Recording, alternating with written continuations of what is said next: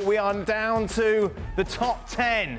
Morgan, Pop, Walsh, Olberdorf and Ada Hegerberg make up the 10 to 6 as we continue our countdown to the top 50 players that will be representing at the Women's World Cup, which of course is just around the corner. Seb remains with us. Seb, taking a look at those rankings. Who would you like to start? Should we start with Alex Morgan? Absolutely. Still the star of the American attack, mid-30s, but very productive. Last year, she was top scorer in the National Women's Soccer League. She was voted best player at the CONCACAF Championship, which also doubles as World Cup qualifying, and she was best 11 for both of those. So she's still getting it done, and it's worth noting the league-leading 15 goals that she had last season in the National Women's Soccer League. That comes with an expansion team. So everybody was focused on Alex Morgan last year, and she still delivered. And I think with a lot of moving pieces and a lot of young pieces kind of around her in the American attack, she's going to be absolutely critical. She's also the U.S. penalty taker as long as Megan Rapinoe's not on the field, so figure she'll rack up some goals there as well. Look for a big World Cup from Alex Morgan. This may be the last one. A lot of quality when you take a look at this top 10. In particular, Kira Walsh jumps off the page, Seb. Yes. Favorite player of mine to watch. If you looked up in the dictionary, kind of solid midfield player, Walsh would be it. She started every one of the knockout round games in the European Championships for England. And, you know, you probably could have assumed she'd sit on her laurels there and maybe continue to play in England. She had a lot of success at Manchester City. Instead, she, I think, in my opinion, challenges herself, makes a move to Barcelona. It's a big money move, a world record transfer fee at the time. That came with a lot of pressure. And she delivered. They won a Champions League, and if you go back and you watch that Champions League final, it'll take a lot of convincing to make a case that it's somebody other than Kira Walsh that was the player of the match in that game. So this is an awesome player for England and just a stalwart there in the middle of the park. Meanwhile, Ada Hegerberg, always a drama, it seems, off the pitch as well as on it with her. Yeah, there was a time, Dan, when this player was unquestionably one of the best in the world. You'll go back to 2018. She was the Ballon d'Or winner. Since then, a lot has happened. Of course, she missed the 2019 World Cup by her choice. Then in 2020, she tore her ACL. A little bit later that year, early 2021, she had another serious leg injury, so she missed the better part of 2 years.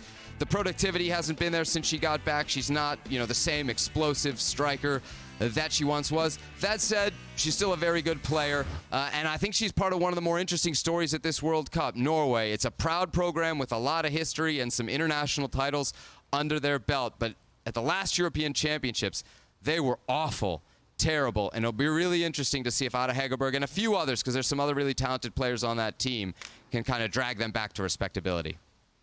Sebi, your last night in Miami, what are you going to do? Sleep. I got a 6 a.m. flight to give you the day off tomorrow, buddy. Not day off. I'm working, actually, Sam. I will be flying right. ahead of our unbelievable coverage of those pre-season friendlies that are coming up over the next couple of weeks. Just a reminder, here's how things stand regarding the Women's World Cup. And also a reminder that ESPN FC is presented by Frito-Lay. The US are currently favourites. England coming in 9-2. Spain 9-2. They're following the US women's national team throughout the tournament. It's our very own Alexis Nunes, who is in New Zealand now. Alexis, how the devil are you?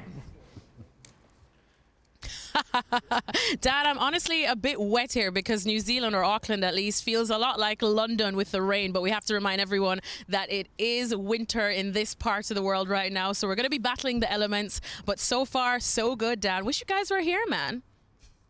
Oh, that's the most insincere thing you've ever said.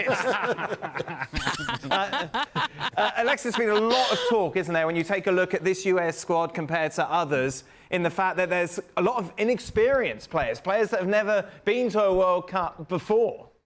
Yeah, exactly. This is such an interesting one, This is still the USA and everyone's expecting big things. But the makeup of this current squad since Vlatko Andonovski came in really puts a lot of emphasis on the youth. And this is still a very young squad. 14 players, which includes a 32-year-old Christy Mewis, are going to be making their World Cup debut. Plus an 18-year-old Alyssa Thompson, who literally got called up to the squad just days after she graduated high school. Do you guys even remember what you were achieving at 18? Probably not as much as this girl right here, but it is such an interesting mix of squad. because you can't really underestimate them, considering the fact that they have some absolute veterans. Yes, they are without their regular captain, which is Becky Sauerbrunn, but they still have Alex Morgan, they still have Megan Rapinoe, they still have Kelly O'Hara, they still have Alyssa Nair. Some big hitting names here that know what it's like to win a World Cup, not once, but twice, and they're chasing that bit of history to become probably the first team ever, men or women's, to win 3 World Cups in a row. So the mentality of the team is still very good. The absolute hunger of this team is still very good as well. This is a team that definitely knows exactly how to win. And as Trinity Rodman said, they are absolutely hungry for this, especially to give the likes of Megan Rapinoe the perfect send-off now that we know this is going to be the Legends' last World Cup. So what are we now, 6:30 on the East Coast in America? What time are you, Alexis? It's just about getting to 10 a.m. here, I believe, exactly 10 a.m. here. So we're going to wait for the girls to take the pitch here. We're kind of dodging the weather, but what's new? You know, I live in London, so pretty much used to all of this weather. The sun is coming out. You're not used to getting up at 10 a.m., Alexis, that is for sure. I've heard. Damn, the jet lag is killing me. I get up at 4 a.m. now, and I'm bright-eyed and bushy-tailed. I'm a new woman. What a this shame. is New Zealand, Alexis. Alexis, much appreciated. Thank you very much. Alexis. Of course, Alexis will be with us every day, bright-eyed and bushy-tailed. Yes. Be sure to check it out. And we've got our special Women's World Cup programme. That is on ESPN and ESPN+. That's on Wednesday at 10 p.m. Eastern. Thanks so much for watching ESPN on YouTube. And for more sports highlights and analysis, be sure to download the ESPN app. And for premium content and live streaming, subscribe to ESPN+.